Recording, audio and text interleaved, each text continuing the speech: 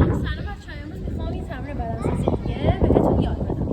اون تمرین کورت رانینگی که میریم دیگه بیشتر خیلی شبیه اسکواشه برای حرکت کردن داخل زمینه.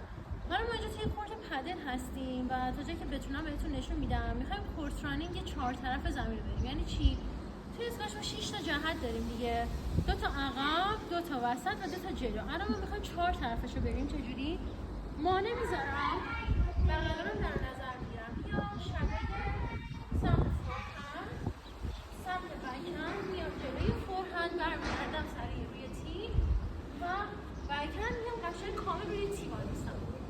این تمرین برای چیه؟ برای اینکه ما بتونیم موومنتمون رو توی زمین قوی‌تر کنیم. برای اینکه من بتونم سریع عکس‌العمل نشون بدم و باید همونطور که دیدین گام آخرم گام بلندی باشه. توی اسکواش هر چقدر گامتون بلندتر باشه و تعداد گامتون کمتر باشه برنده بازی هستین، چون سرعت بازی رو بیشتر